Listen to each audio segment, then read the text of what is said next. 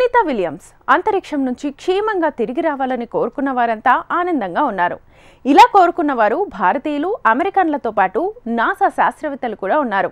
ఇందుకో కారణం ఉంది. 2003లో అంతరిక్షం నుంచి తిరిగొస్తున్న వ్యోమ నౌక మధ్యలోనే పేలిపోయి 7 వ్యోమగాములు మృతి చెందారు. నాటి విషాద ఘటనలో మరణించిన తొలి భారతీయ మహిళా వ్యోమగామి కల్పనా చావ్లా చరిత్రలో శాశ్వతంగా నిలిచిపోయారు. కల్పనా చావ్లాతో పాటు సునీతా విలియమ్స్ ఎందరో భారతీయ విద్యార్థులకు స్ఫూర్తిదాయకంగా నిలిచారు.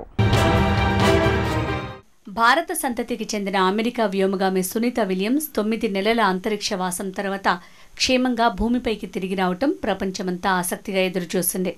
మరో వ్యోమగామి బుచ్ విల్మోర్తో కలిసి 8 రోజుల కోసం అంతర్జాతీయ అంతరిక్ష కేంద్రానికి వెళ్లిన సునీత స్పేస్ క్రాఫ్ట్లో టెక్నికల్ సమస్యలు రావడంతో అక్కడే చిక్కుకుపోవటం తెలిసిందే. ఈ వ్యోమగాములు భూమి మీదకు తిరిగి వచ్చే వరకు నాసా, అమెరికా ప్రభుత్వం, వారి కుటుంబాలు ఎంతో ఉత్కంఠను ఎదుర్కొన్నాయి. అటు అమెరికన్లు, ఇటు భారతీయులు వీరు క్షేమంగా రావాలని అనుక్షణం కోరుకున్నారు. సునీత విల్మోర్ డ్రాగన్ 10 స్పేస్ క్రాఫ్ట్లో భూమి మీదకు తిరిగి రావడంతో కథ సుఖాంతమైంది. వ్యోమగాములు అంతరిక్షంలోకి విజయవంతంగా వెళ్లటం మాత్రమే కాదు, తిరిగి భూమి మీదకు రావటం కూడా అంతే ముఖ్యం. అంతరిక్షంలోకి వెళ్లడం కన్నా తిరిగి రావటం అతి సంక్లిష్టమైన ప్రయాణంగా చెప్తుంటారు శాస్త్రవేత్తలు. అందుకే సునీతా విలియమ్స్ విషయంలో వారు ఎంతో టెన్షన్కి గురయ్యారు. భూమికి సుమారు 400 కిలోమీటర్ల ఎత్తున ఉన్న అంతర్జాతీయ అంతరిక్ష కేంద్రానికి 2024 జూన్ 5న చేరుకున్నారు సునీతా విల్మోర్. అక్కడ పనులు ముగించుకుని తిరిగి జూన్ 12న లేదా 15న భూమి మీదకు తిరిగి రావాలి. కానీ రాలేదు. ఇందుకు కారణం వారిని విజయవంతంగా మోసుకువెళ్లిన బోయింగ్ స్టార్లైనర్ వ్యోమనౌక తీరా వారిని అక్కడ దింపేశాక పని చేయటం మానేసింది. యాదృచ్ఛికం ఏంటంటే స్టార్లైనర్ మానవ ప్రయాణానికి పనికొస్తుందా లేదా పరీక్షించడానికి వెళ్లిన సునీతా విల్మోర్ అదే స్టార్లైనర్ పనిచేయకపోవడంతో అక్కడే చిక్కుకుపోవడం, నాసా టీం భూమి మీద నుంచి స్టార్లైనర్కు చేసిన మరమ్మతులు ఫలితాన్నివ్వలేదు. స్టార్లైనర్లో సాంకేతిక సమస్యలు తలెత్తడంతో అందులో వ్యోమగాములను పంపడం ప్రమాదకరం కావచ్చని నాసా భావించింది.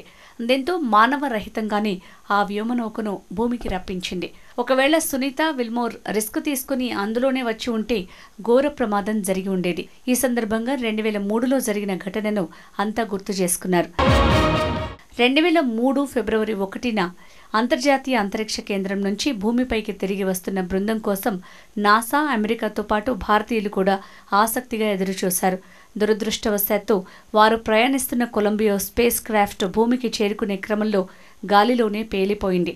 భారత్కు చెందిన కల్పనా చావ్లాతో సహా 7 ఆస్ట్రోనాట్స్ చనిపోయారు. 16 రోజుల పాటు అంతరిక్షంలో గడిపాక మళ్లీ భూమికి పయనమైంది కల్పనా చావ్లా బృందం. బయలుదేరే ముందు స్పేస్ క్రాఫ్ట్కు సంబంధించి ఆస్ట్రోనాట్స్ చేసిన భద్రతా పరీక్షల్లో అంతా సవ్యంగానే కనిపించింది. తర్వాత భూమికి సుమారు 282 కిలోమీటర్ల ఎత్తులో గంటకు 28,000 కిలోమీటర్ల వేగంతో బయలుదేరింది కొలంబియా స్పేస్ క్రాఫ్ట్. భారత కాలమానం ప్రకారం సాయంత్రం 7 గంటల సమయంలో భూమికి 120 కిలోమీటర్ల ఎత్తులో వాతావరణంలోకి ప్రవేశించింది స్పేస్ క్రాఫ్ట్. అప్పటి వరకు బాగానే ఉన్న స్పేస్ క్రాఫ్ట్ నుంచి abnormal readings NASA mission control రూమ్కి రావటం మొదలైంది. స్పేస్ క్రాఫ్ట్ ఎడమ రెక్కలో ఉండే టెంపరేచర్ సెన్సార్ల నుంచి సమాచార ప్రసారం నిలిచిపోయింది. స్పేస్ క్రాఫ్ట్ టైర్ల ప్రెషర్కు సంబంధించిన డేటా కూడా కనిపించకుండా పోయింది. ఆ తర్వాత గ్రౌండ్ కంట్రోల్ రూమ్తో సంబంధాలు తెగిపోయాయి.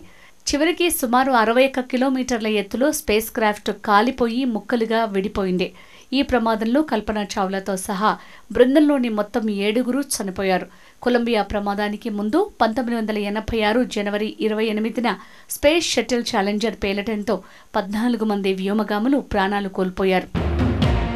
కల్పనా చావ్లా ప్రమాద ఘటన అంతరిక్షయాన చరిత్రలో అత్యంత ఘోరమైన విషాదంగా మిగిలిపోయింది. నాటి విషాద ఘటన పునరావృతం కాకుండా ఉండేందుకు నాసా తన ప్రయత్నాలు సాగిస్తోంది. వ్యోమగాములు అంతరిక్షంలోకి ప్రవేశించడం ఎంత కష్టమో తిరిగి రావటం కూడా అంతే కష్టం. ప్రస్తుతం సాంకేతిక పరిజ్ఞానం చాలా అభివృద్ధి చెందిన ఈ ప్రక్రియ ప్రమాదకరంగానే చెప్తున్నారు. ఎప్పుడు ఏం జరుగుతుందో ఊహించడం కష్టం.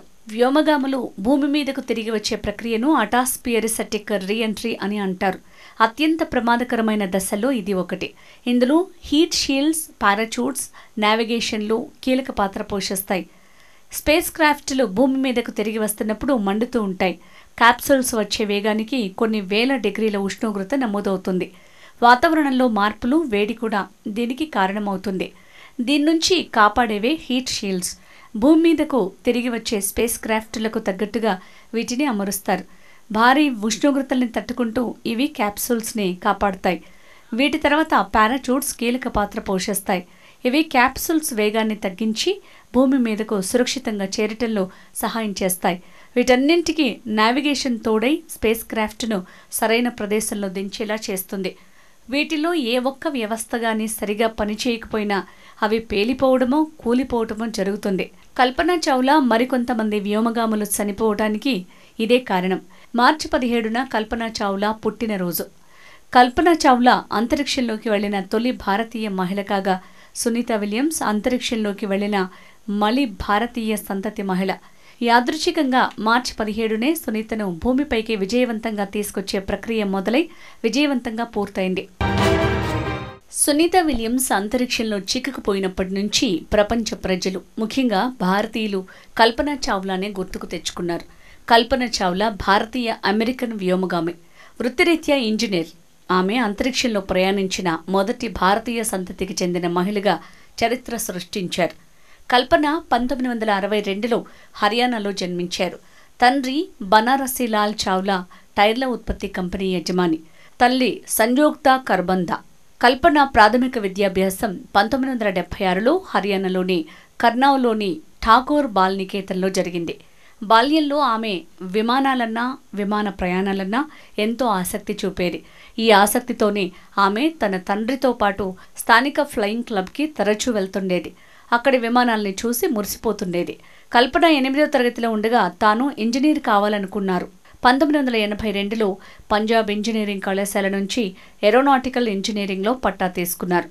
అనంతరం 1982లో అమెరికా చేరుకుని అక్కడి యూనివర్సిటీ ఆఫ్ టెక్సాస్ నుంచి ఏరోస్పేస్ ఇంజనీరింగ్లో మాస్టర్స్ పూర్తి చేశారు. 1986లో ఆమె మరో మాస్టర్స్ డిగ్రీ అందుకున్నారు. తర్వాత పీహెచ్డీ చేశారు. 1991లో అమెరికా పౌరసత్వం పొందింది కల్పన. 1994లో మొట్టమొదటిసారి కల్పనా చావ్లా పేరు ప్రపంచానికి తెలిసింది.